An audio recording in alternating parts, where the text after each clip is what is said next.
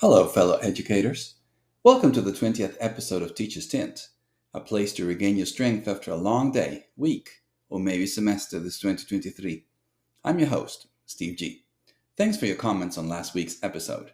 I know it's hard to think about school when we're still on break for a few more days, but like I said last time, we know that if we start thinking a little ahead, things will not feel like they're completely falling on us on that first day we go back.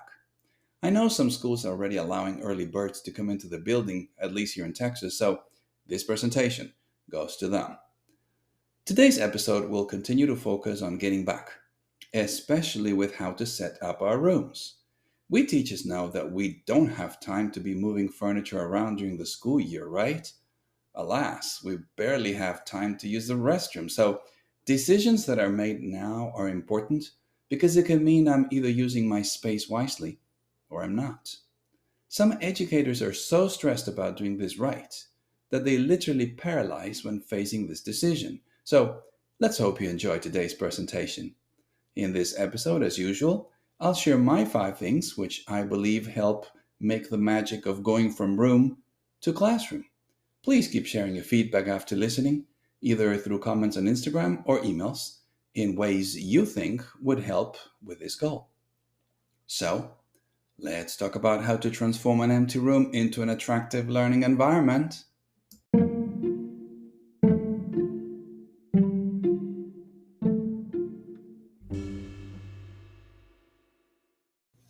The first thing that would help in this case is using the map I suggested you create in episode 18, where I mentioned drawing a chart of what you would like your room to look like.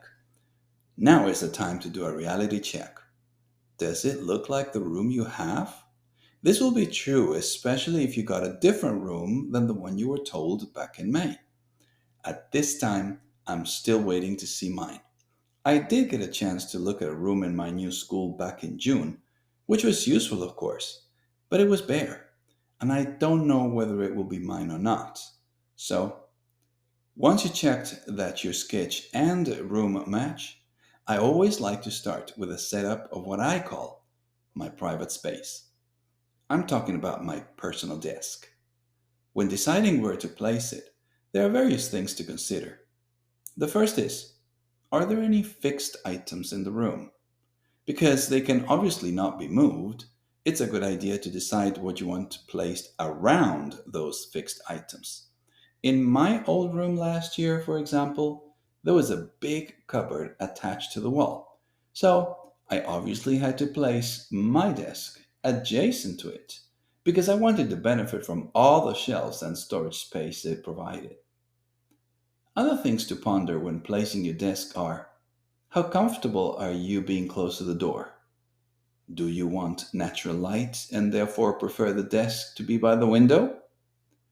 Some teachers would rather face the door to see who comes in and out of their classrooms. So, once you're able to answer these important questions, you'll be ready to place your desk. Once I get my personal stuff up, I feel ready to move on to the other more public areas of my classroom. A second element is the seats. So much is said about the seating arrangement. Pros and cons of either can be watched on endless posts on social media. Therefore, you'll understand why I'm not spending time on that. I'm just sharing here what works for me. I seat my students in a U shape with the open part facing the board. Simple. I have found it's the most conducive to learning, and I'll explain why. I will spend time, though, explaining how I seat my kids. I don't believe the seating arrangement is that crucial. However, who you sit next to who is, in my opinion, vital.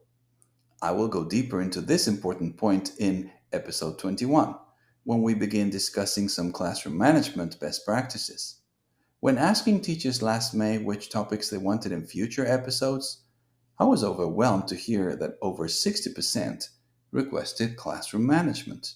So that's exactly what we'll be diving into in episodes 21 to 23 as we get ready for that important first day of school. So, stay tuned. A third thing to look into is the special areas. Will you use rotating stations? Special corners? Will you leave a spot for storage? Depending, of course, on the subject or subjects you teach, the special areas will be less or more specific. Also, the grade level and the students' ages will both determine what type of special areas you need. Walls would be the fourth thing to ponder. I know my new room will have lots of windows and cabinet space, which I'm excited about. However, a downside to that is that I know the wall area will be rather limited as a result. Check your school's requirements for what is expected to be displayed on your walls for others to see. My previous district called them must haves. My current district refers to them as not negotiables. Finally, assess the number of things you have put up and remove things if it feels too much. For example, I consider myself a bit of a minimalist, so in my room, I don't usually place anything, say, 3 to 4 feet from the ceiling down. I need that space to feel like I'm in a breathable room. I often go into classrooms where there's so much stuff everywhere that the visual stimulation both suffocates and overwhelms me. Remember, here, less is more. Consider things also from your students' age perspective and try to see things with their eyes. And last but not least, think about the opposite gender. As a guy, I tend to be very simple in the way I put up my room, and I know any boy would love the number of cars there are there. However, I try to think of my girls too, and I make an effort to add touches of things that might appeal more to females. If you're a female, consider what boys might find appealing. My wife, here, as usual, is an invaluable resource.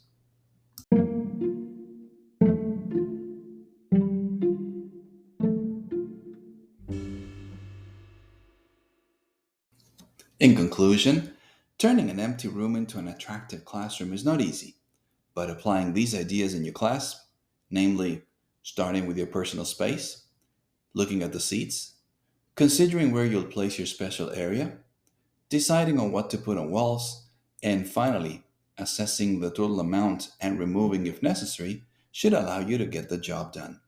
These are the top 5 on my list that we have covered in today's episode: How to Turn a Bare Room into an Inviting Classroom. I would love to hear what suggestions would make your top 5. Feel free to email me this or other comments to steve at teacherstand.com. Again, that's steve at teacherstand.com. Or simply follow Teacherstand on Instagram. That's Teacherstand, altogether, lowercase. In the meantime, join us in 2 weeks' time for our podcast's 21st episode. First things first, Classroom Management, Part 1. This 3 episode series will be all based on my presentations. So come and get some help to get things right before that crucial first day of school. Also, please let me know in advance any thoughts and tips you might have on this hard topic. And if you're enjoying the show, please don't forget to let your colleagues and friends know about and bring them to Teacher Stand. There's room for them too. Have a great week.